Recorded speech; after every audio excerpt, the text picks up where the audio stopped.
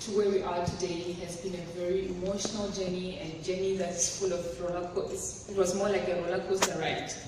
Our journey in our home countries, we got the exciting news that we're part of the 2016 Mandela Washington Fellows. The excitement started building up. We started dreaming, what is it that we're going to expect? What is it that was going to be offered to us? What is it that we're going to contribute to the American community? And also, what are the challenges that we're going to face? There's so much uncertainty that we're expecting, but also anticipating so many opportunities to learn. Then we go to the airport. We met with all the fellows from different districts in our countries, and we were all excited and leaving. Then it got even more exciting.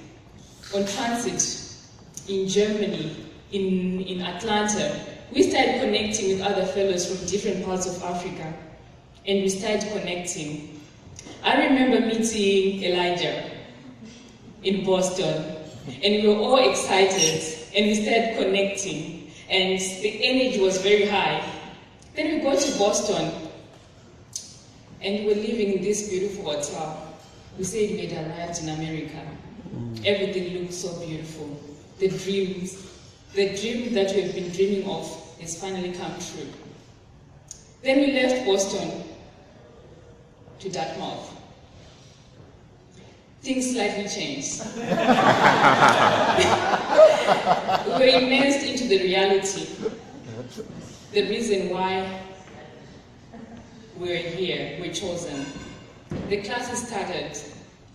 We're introduced to different ways of thinking, ways that will challenge us to think differently about our businesses and things that we're doing in our communities. Most of us, we thought we were experts, but we faced so many moments of challenges where our weaknesses were amplified and also our strengths reinforced. Group work. I think our first sessions with the engineering school were very challenging because we immediately put into a group within a space of a week where we're supposed to present projects as a group. But we were all a team of different entrepreneurs who thought knew everything from different parts of Africa, and negotiating and reaching to consensus was very hard. But we did it. Then we moved on to TAG. We were introduced to design thinking. Design thinking challenged us to look at the challenges that we face in our communities, to think how can we use empathy to solve problems that are around our community. Challenges that we face every day, that we actually have the potential to change and make a difference. I think when we look at our journey, we see that when we moved to TAG, people were more accommodating. People were learning about letting go, because initially we were holding on to our ideas and the things that we know, and that feeling that I am the best for my country, but being able to step back and observe the strengths in all our fellows, we actually realized that in each and every one of us, there were very special components that we could learn from each other to make ourselves stronger and more compelling, for us to be stronger and make even a huge impact in our home countries. I think that was very strong, because I think for most of us, learning from each other was one thing that we're really looking forward to understand how people in West Africa do business versus people in Southern Africa. Are there parallels? Are there differences? What are the challenges that are facing East Africa, North Africa? You know, we had to come together and create solutions for different projects. And from there we realized that as much as we may be different, there are common challenges that prevail in our communities that we can work together to bring solutions.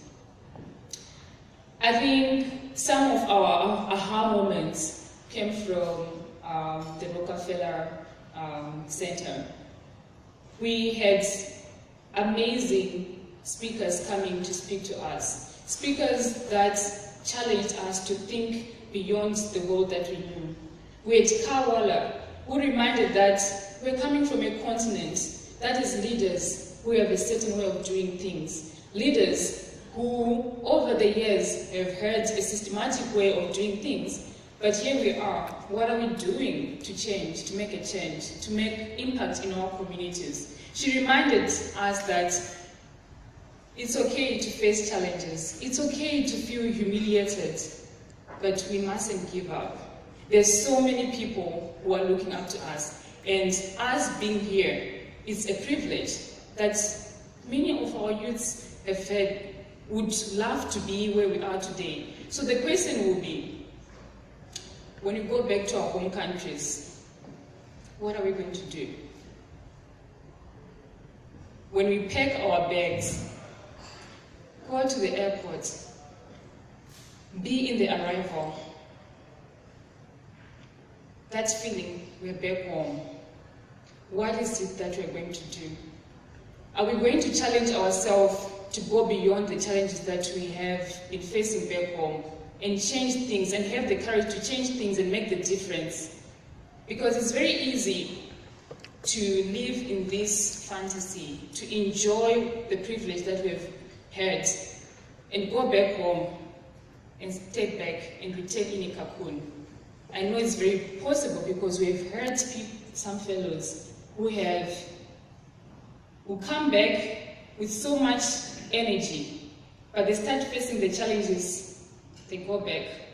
But I think the advantage that we have here is we're surrounded by a network of people that we can always fall back to, people we can consult, people who can always reach out at any point to guide us, to give us encouragement, to point us in the right direction, and also ourselves.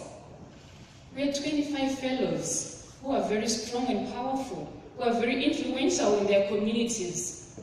We can learn from each other. We can work together as a team. So when we look at our journey, I think most of us can say from the time we left our home countries to where we are today, we are more resilient. We have courage. We feel like we can conquer the world. Let not that spirit die. Let's keep on with the spirit. And my fellows, I want you to look around you right now where you're seated. You're surrounded by a team of people who have been with us from the very beginning. People we met along the way. People who have invited us in their spaces, in their homes, and welcomed us and inspired us along our journey. People who uplifted us in the times where we were feeling shaken and wanted to give up when we were missing our families. I want you to thank those people. Let's give them a round of applause.